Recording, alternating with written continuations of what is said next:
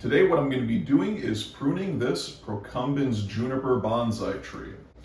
So this is actually one of my favorite species. It's a very common species. Usually those small junipers that you see in a lot of places, they're Procumbens junipers. This one is a little bit of a larger one. And basically it's more refined, so we don't have to do any major branch cuts or wiring today. Basically, we are working on a more refined tree, and we're at the stage where the pruning consists of shaping these foliage pads so they don't get too overgrown and start blending into each other. So what I'm going to do in this video is show you an up-close view of going into these foliage pads, which foliage we're going to cut, what we're going to keep, how much we're going to prune it back, and just a general idea of maintenance once you get to this stage in a bonsai tree's development. So one of the first things we can do is start pruning back all of the new foliage that grew this year off, and that would take it back to the original silhouette. And of course, this is going to create a situation where we have back budding, and eventually these foliage pads get really dense, so you deal with that later. But step one in this process is basically, like I said, going to be cutting off all of this new growth that came out this year, and then redefining the shape of the foliage pad. And then once I do that pretty much throughout the entire tree, I'm going to come back and then do the interior pruning. One thing that's also worth doing is on foliage pads like this, you're going to get stuff that's growing down towards the bottom. And sometimes, you could rewire it if you really need a branch there, but with something this thick and refined, pretty much anything that's growing straight down, I can cut off and go from there. Just finish refining each foliage pad like this, cutting off the low-hanging stuff, and then bringing back the edges.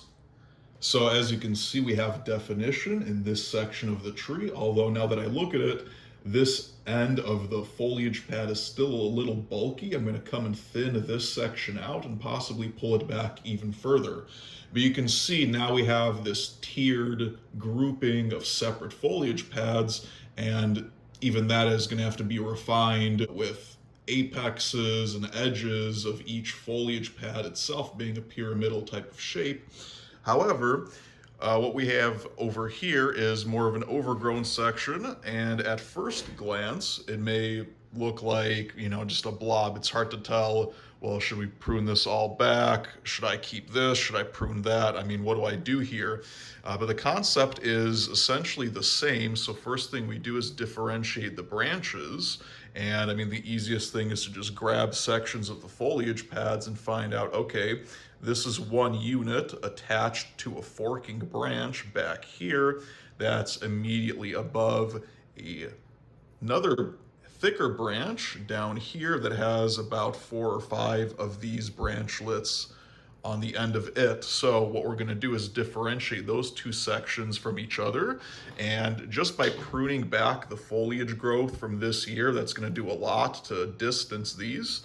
Again, refine the edges now that we've located the kind of general shape of where those foliage pads used to be. Cut back the edge, cut back the top growth, and then come back in here and decide, if this growth is really thick, if there's any of these branches we can remove to thin it out and then refine the shape further.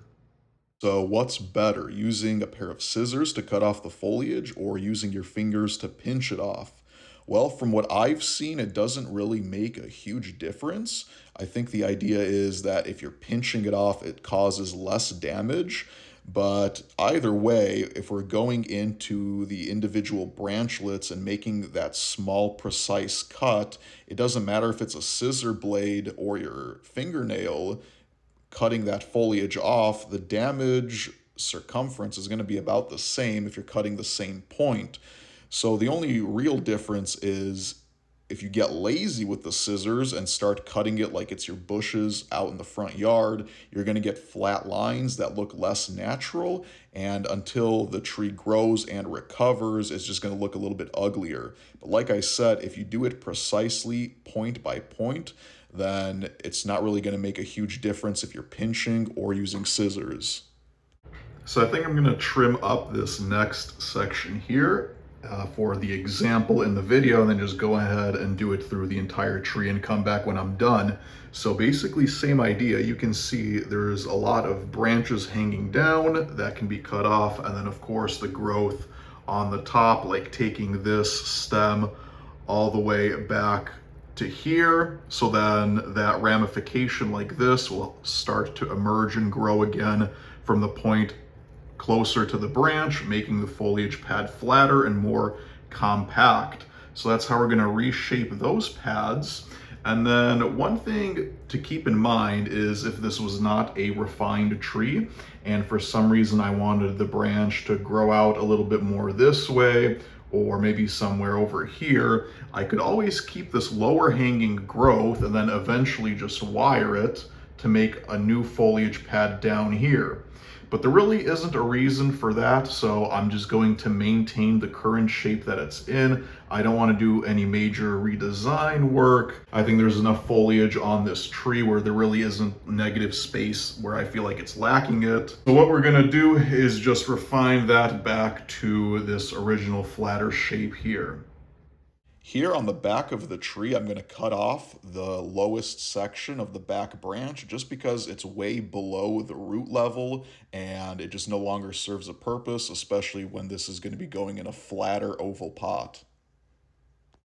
All right, so that's going to be it for today. There's still a lot of work to do on this tree. One of the main things is eventually when the weather is right, I'm going to repot this into an oval pot to reduce the weight down here and kind of balance that out with a more fine and thin foliage and thinner trunk of this tree. The next step, which I'm going to make a separate video on, is coming back and refining each of these individual foliage pads, kind of thinning them out a little bit more instead of having this heavy, bulky mass of foliage like a lollipop on the end of the stick.